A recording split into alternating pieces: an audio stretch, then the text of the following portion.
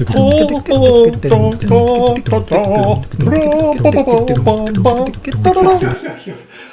Barbara, you tickle my fancy more than Tom Clancy. Just in. Mittens made from kittens? Are they affecting your Flexbox children? More after the weather. Whoa! Heads up, Tropicans. We got some sauna coming in from the south. Get your pool gear out because it's gonna be totally tubular, I'd say. And well, while we're talking about it, cicadas are coming in from the east. Well, I'd say keep your mouth closed. Oh, Mr. Weatherman, my butt-munching minions are upon you, and my murder beast self is on you. Cold front. Zing! Get those rings!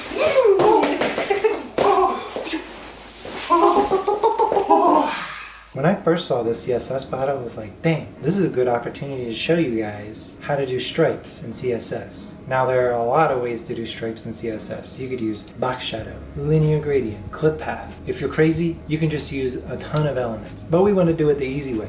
Well, easy way. I'll show you the basics first of this shape that I'm creating, just because I want to show you how you could use some of these tricks in production. My markup is a W container. It's a W, don't ever do that in production, with 2 flaps inside of it for the little wings. And the container here is display flex. If I take this off, they disappear. Why did my flaps disappear? That's because, well, they're not display block. They're display inline by default because there's some odd element that the browser doesn't recognize. If I took off display flex and put display block here, what do you think they would do? They would stack. Nah, that ain't good, yo. We don't want that.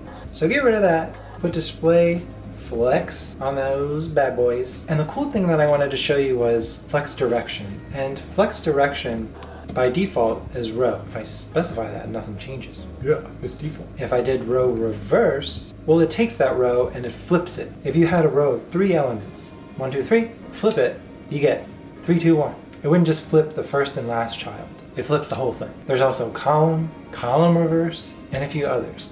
The cool thing that I did with F is, instead of maybe giving it a different class so that I could style it uniquely, I just used last child. And there are a ton of selectors you could use. Last child, first child, but here I just want to use last child. There's less characters if you're in a CSS battle. And if I get rid of flex direction, back to where we started. Square one, baby.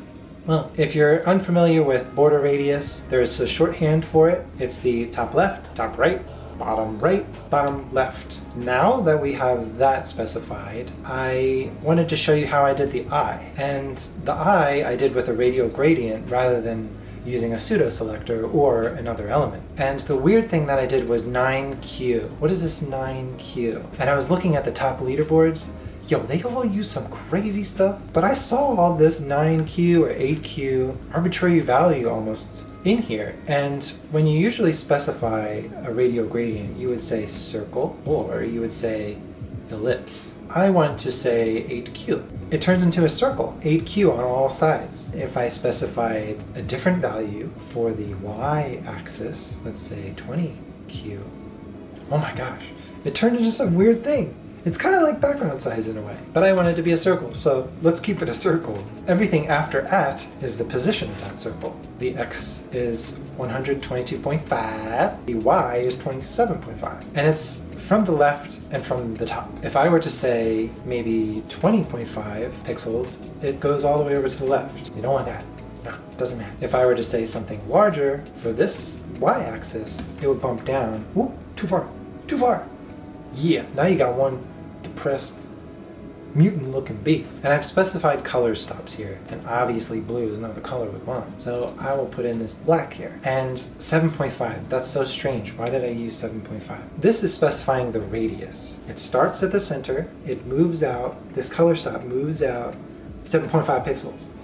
And then it goes all the way around. So bang, look at that. We got a 15 pixel circle. It would be very easy if it was just, you could specify which value you wanted, 15 pixels for the diameter, but this is how it works. It works with the radius, and then you just think of the radius and multiply times 2 to get the value you want. And the other trick that I did here was this 0000. What is that? You're joking with me now. That's not a thing. 00000 is transparent value. If I were to say transparent at a larger value, well, you see it kind of gets fuzzy? Yeah. That 0 is just saying stop where you left off. It's a neat trick, definitely for CSS Battle. The next thing I wanted to show you guys was linear gradient. Linear gradient, it repeats by itself if you specify a background position and just one stop. But I want to beat myself up and specify every single color stop that I would need in this stripe pattern that we have going on here. Now I just kind of threw it on you guys, but let me show you, let me break it down. Oh! 2 stripes. Let me pare it down again and just have 1 stripe. It starts at 0 and moves 25 pixels to the right. The first color stop is implied. You can kind of trick it by just saying, well, I already know that it's going to start at, let's say, red and move on 25 pixels to red. The browser is smart enough to know that. Again, we utilize this transparent color, transparent versus hex 0000. The 00 is less characters, so you can utilize that. We stop it at 0, move on 10 pixels from 25. Then we got our next stripe. Boom! We want the stripe to be from 35 pixels to 60 pixels. And then we got the next stripe. Boom! We want it to be from 70 pixels to 95 pixels. Yeah!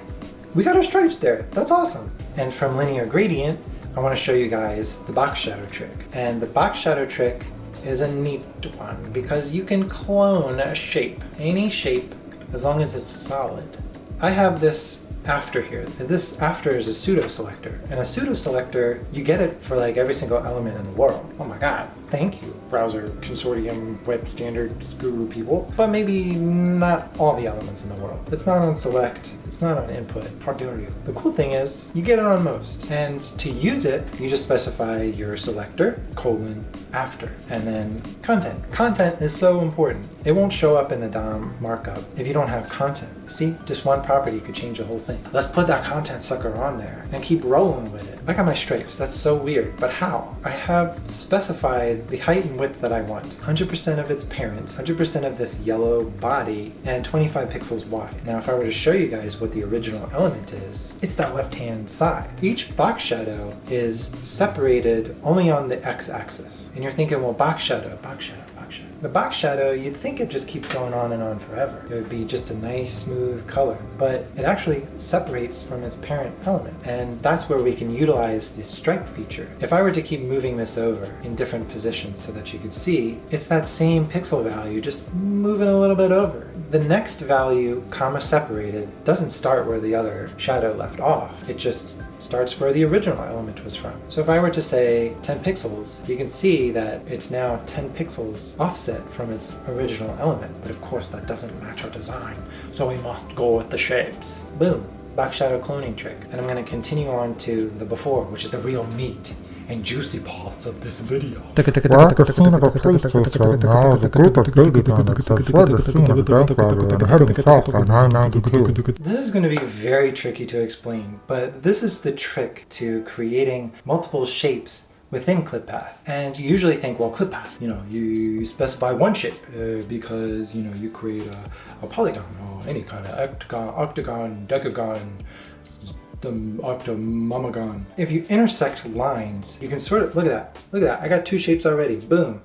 If lines are intersecting, if they're moving with 0 space between them in parallel, you can connect shapes together as if they were separate shapes. The tricky part is plotting out these points. ClipPath takes several arguments. It could take a polygon, a URL of maybe an SVG, a circle, and inset. If you specify polygon with smooth brackets, and you start creating these points, each point is comma separated with an x and a y value. Think of them as coordinates on a graph from 0, 0 to 100%, 100%. This origin point here is 0, 50%. It's starting at the very left-hand side of my shape at the center line. The next point that I defined is 0, 0, which is the top left corner. The next coordinate after that is 25 pixels on the y-axis. So now I've created a triangle, but I want to keep it going so that I can create a rectangle. If I break it down here, you can see that there are 4 values that are defining this rectangle here. If I carry on this point, 25 pixels on the x-axis and 50% on the y-axis, if I carry that on and create another rectangle, what do you think is going to happen? it creates another rectangle. But why? It's kind of weird. The latest point is 70 pixels and 50%, which is right on the very bottom right of the shape that we've created. Where does it go after that? Well, shouldn't it like complete the rest of the clip path and whatnot? Well, your last point on your polygon sends it right back to the start. You don't have to specify the end because it just assumes the end. And since our last point is the bottom and our first point was at the bottom, there's now this parallel line running across our rectangle at the 50% mark. And what that's doing, it's creating negative space. There's nothing there. And that allows us to define two unique shapes. And that's like a pretty crazy trick, I'd say. If we wanted to continue that on, well, it's the same idea. You just create another rectangle at a different coordinates. So here I did a little bit of trickery because I carried on the rectangle a little bit further. So you're thinking, this 70 pixel, 50 pixel, 50%, that's weird. What does that mean? That means that these two lines, I carried down the rectangle all the way to the bottom of the shape. And I moved it back up all the way to the center of the shape. And remember that center is the parallel line that with negative space, it's just saying, cut all the rest of the junk out of my shape and just keep what I have. If I were to continue this even further and keep working on the rectangle, I got my shape. So if I were to expand this out, this 50%, what would it look like? So if, let's say 40%, you can see that it starts to become a very strange shape. Yeah, that makes sense because that negative space is now being expanded into positive space. Boom. Well, so our actual shape is this little ribbed creature. But no. We want three separate shapes. So what we can do is create that negative space. Boom. Boom, boom. Yeah, awesome, right? This solution, though, is pretty darn long. Look at all these coordinates. You gotta be kidding me. No way. How can we optimize that? And the way we do that is just thinking about the shape in a different way. You can get this, instead of defining this negative space at the 50% mark, I specified it at the very bottom of my shape, which means I don't have to define that negative space twice. So what does that mean? This is what each rectangle looks like. It starts at the very bottom left, it moves on to the very top left, it moves on to the very top right, and then it moves on to the very bottom right. The cool thing about that is you're just utilizing the edge of the shape in order to create that negative space. If I were to bring these values up to say 80%, you could see that this is where my negative space is being defined, right along the edge of the element. Oh shoot! The trick there, that last point, 95 pixels, 100%, is that, remember I said the end, you don't have to define it, it just goes right back to the start? Well, you can see that in action if you start playing with the values here. It's also creating this strange intersection. What's going on there? If you start to think about it like a Krita Photoshop select tool, it sort of starts to make sense in a way. We'll bring it back down all the way to 100%, and then we'll start bringing back our negative space. And we got our little ditty there. And you thought you guys were done there. No, you ain't done there, because I got some more stuff to show. I'm creating an animation. That's right, A for animation. It's not for a link, it's for an animation. To make an animation, you specify animation. What am I gonna name it though? That's the next thing. Bumble? We're gonna bumble. Is it bumble? Is it grinder? Is it bimble? Is bimble? Bibble. Bibble. I'm gonna bibble. Bibble 1 second. Do I want it to go forever? Yes, I want it to go forever, which is specified with infinite. Now that I have the animation declared, how do I keep rolling with it? Well, I have to define my keyframes. Each keyframe is a percentage value. You could also say from and to, which is saying from this state, go to this state. Well, I don't quite know where I want all my keyframes set, but I know that I want this to transform and I want it to rotate 360 degrees. And what is that gonna do? It's gonna take my little bibble and it's gonna flip it around in a complete circle. Oh, but wait, what happened? This isn't fair. There's no animation going on. That's because, for some odd reason, display inline elements don't get animation. Weird, right? So if you just specify blah blah, you finally get your animation. And that is so dizzying. Oh gosh. Slow that sucker down. Boom, we got 4 seconds. You can see that it's going from transform rotate 0, 50%, which is now transform rotate 360 degrees, back to square one, which is rotate 0. No. Well, yes, technically. I want it to start off screen. And the way you can do that without any kind of brain power is to use viewport unit. And viewport, well, that's 50% of the viewport. But I wanted to start from the left-hand side, so I'll do -50 VW. And what's weird here is my animation, why isn't it spinning? That's not very fair. Because as soon as you do this, it's saying, well, I'm going from translate to rotate. My brain can't understand that. So just add rotate down here to, let's say, 0. And well, that's still weird because where'd translate go? Translate doesn't have anywhere to go. So let's specify our translate value to 0. I want it to be right in the center. Ah, we're getting somewhere. Yeah.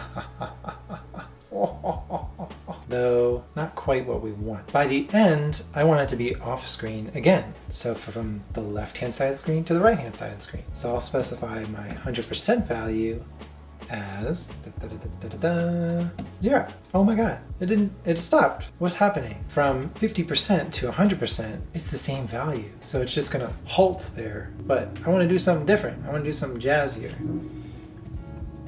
Oh, there we go. Oh, yeah. Yeah.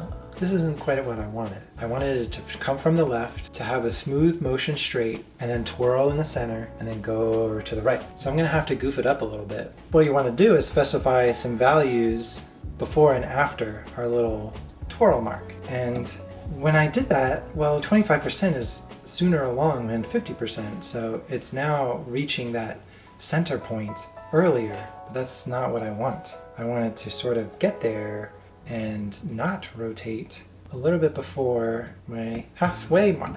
So it's getting there. Ooh. So it's saying go to the center. No. We want it to sort of get there. There we go. We're getting somewhere. And my rotation is off. I want it to kind of go in this kind of loop. Okay. Perfect. We've continued it along. Ooh, it's getting jazzy in there. Kind of slow. My offsets are a little bit off, so I'm going to start increasing my values so it's definitely out of the screen. Oh, girly! This is a CSS battle, let me tell you. What's goofy here is, well, I kind of want to create some kind of offset so that it goes in a bigger loop. And by default, the transform origin is center, though you can change that. 50%, 50%. Nice, but what if I wanted to increase it and say maybe rotate at the bottom? Whoa, that's getting funky. I had the wrong origin. Maybe I want to do, oh, there we go, baby. Yeah, girl. Oh, I love it. Almost there, we got it. My camera is overheating, so I'm gonna go really quick. I want it to sort of start more closer to the center, and to do that, I can interpolate from 25% to 75% and sort of move closer and closer to the center. Now you could do that in different ways, but who knows? And it's definitely a slow B, and we want a fast B. Perfect. Now if I submit this, because this is a great animation, and this should definitely get 100%. If I submit this, what do I get? What's it gonna do? Ooh, look at that. See, animating B got 82%. Anyway, hope you learned a lot. Animations, clip path, linear gradient, all things under the sun.